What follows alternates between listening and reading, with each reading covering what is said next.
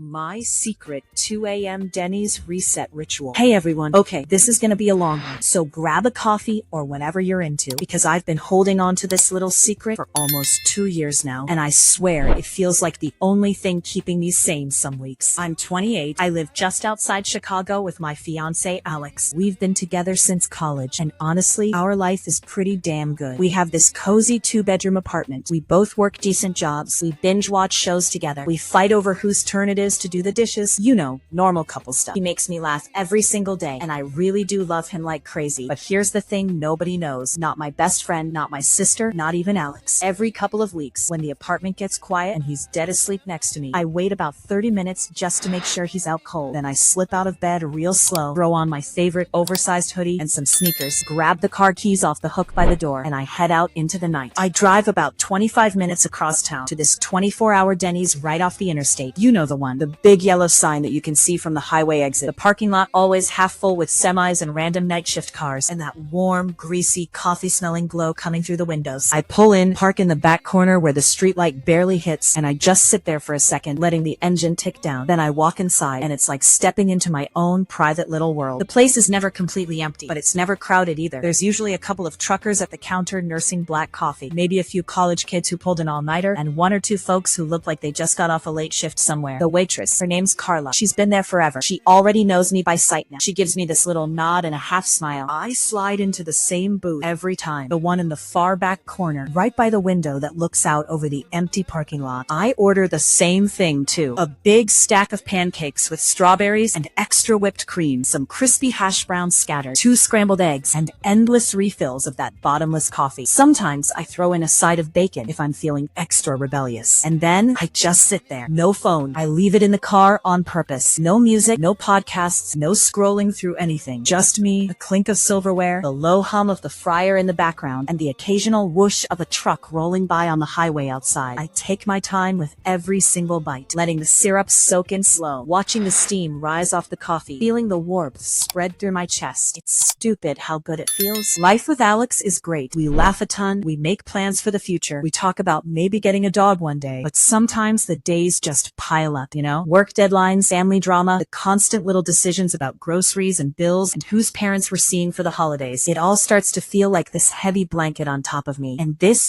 Denny's run, it's the one thing that peels it all back. The first time it happened, it wasn't even planned. We'd had this long, exhausting week. Alex had been pulling overtime at his job. I was stressed about a big presentation at mine, and we'd barely seen each other except to collapse into bed. I woke up around 1 in the morning with my mind racing. Couldn't fall back asleep no matter what. So I got up, threw on clothes, and just drove. Ended up at Denny's because it was the only thing open that didn't feel sketchy. I sat there for 2 hours that night, ate, drank coffee, stared out the window, and when I finally drove home, the knot in my stomach was gone. I crawled back into bed. Alex never stirred, and the next morning, I felt lighter than I had in weeks. That's when it became a thing. Now, it's my ritual. I don't do it every week. That would feel too risky. But every 10 days or so, when the itch hits, I go. Sometimes it's after a fight, not a big blowout, just one of those stupid little arguments where we both get snappy and go to bed annoyed. I'll lie there staring at the ceiling, listening to him breathe, and after he's out, I slip away. Other times it's after a really good day, like when we had that perfect Saturday at the farmer's market and came home and cooked together. Even on the good days, I still need it. It's not that I'm unhappy. It's just that I need this tiny slice of life that's only mine. No one asking me questions. No one needing anything from me. Just me and my pancakes and the quiet buzz of a diner at 2 in the morning. Carla never says much. She's a pro at reading people. She'll top off my coffee without asking, slide me an extra napkin if I spill a little syrup, and once in a while, she'll drop off a small plate of those little hash brown bites they give out for free with a wink, like she's saying, I see you, girl. Keep doing your thing. One night, this older trucker at the counter started chatting with her. Loud voice, big laugh, and he glanced over at me a couple times. I got a little nervous, thought maybe he'd come over and try to strike up conversation, but Carla must have said something quiet to him because he just nodded, paid his bill, and left without another look. I wanted to hug her for that. She gets it. This place is full of people who are here for their own reasons, and nobody pries. There's this one night that really stuck with me. It was pouring rain, one of those Midwest storms where the water comes down sideways and the thunder rattles the windows. I almost didn't go. I was warm in bed, Alex's arm draped over me, and part of me wanted to stay right there. I drove through the downpour, windshield wipers going full blast, and when I pulled into the Denny's lot, the neon sign was all blurry and and glowing through the raindrops. Inside, it was even quieter than usual. Just me, Carla, and one guy in a hoodie at the far end who looked like he was writing something in a notebook. I ordered my usual, and while I waited, I watched the rain streak down the window. Little rivers. The pancakes came out steaming hot, and for some reason that night, I started thinking about how fast everything moves, how we're always rushing from one thing to the next, how easy it is to forget who you are when you're constantly being someone's girlfriend, someone's employee, someone's future wife. That meal lasted almost 3 hours. I ordered a second coffee, then a third. Carla even sat down across from me for 5 minutes during her break. Didn't ask questions, just said, "Rough night out there, huh?" I nodded, and we talked about nothing. The weather, how the Bears were doing this season, the new flavor of pie they had in the case. When I finally left, the rain had stopped, and the air smelled clean and fresh. I drove home slow with the windows cracked, even though it was chilly. And when I slipped back into bed, Alex mumbled something sleepy and pulled me closer. I smiled in the dark, feeling like I'd stolen back a little piece of myself. Another time, it was right after Christmas. We'd spent the whole holiday bouncing between our families, smiling, eating, pretending everything was perfect. By the time we got home on the 27th, I was wiped out. Alex crashed early. He'd been up late wrapping presents the night before. I waited my usual 30 minutes and I went. To Denny's was decked out with half-hearted holiday lights. A sad little plastic tree in the corner with a few bulbs missing. But the pancakes tasted even better that night. I sat there thinking about all the pressure we put on ourselves, how we try so hard to make everything magical for everyone else, and how sometimes you just need to sit in a booth and eat something sweet. I left a bigger tip than usual for Carla. $20 on a $12 check, because she never made me feel weird for being there alone at 3 in the morning. I keep wondering why I don't just tell Alex. He'd probably laugh. He'd say, "Babe, that's adorable. Why didn't you invite me?" And then he'd want to come along next time, and we'd turn it into this cute couple thing where we order too much food and people watch together. Part of me wants that, but the bigger part, the part that needs this ritual, knows that if he came, it wouldn't be the same. It wouldn't be my escape anymore. It would become another shared memory, another thing we do as a team. And I love our team. I really do. But sometimes a girl needs to be a solo player for a couple hours in the middle of the night. It makes coming home feel sweeter. It makes me show up better for him the next day. More patient, more present, more me. Last month, I almost got caught. I'd been out longer than usual. It was a Friday night. The diner was a little busier than normal, and I'd lost track of time watching this group of night nurses laughing at the counter over their breakfast for dinner. I pulled into our apartment complex around 4:30. The sky was just starting to get that first hint of gray. I crept up the stairs, keys quiet in my hand, and when I opened the door, Alex was standing in the kitchen, drinking water, looking half asleep. My heart just about stopped. He blinked at me and said, "Hey, you okay?" I woke up and you weren't there. I froze for a second. Then I lied, smooth as anything. Told him I couldn't sleep and went for a drive to clear my head. And I stopped at a gas station for a snack. He nodded, gave me a sleepy kiss on the forehead, and we went back to bed. He never questioned it. But that close call, it made the ritual feel even more electric. Like I was living this tiny double life that no one could touch. I don't know how long I'll keep doing this. Maybe forever, or at least until something changes and I don't need it anymore. But right now, it's my favorite secret. It's the thing that reminds me I'm still an individual, even in the middle of building this beautiful life with someone I love. So if you're out there and you're lying in bed next to your person, feeling that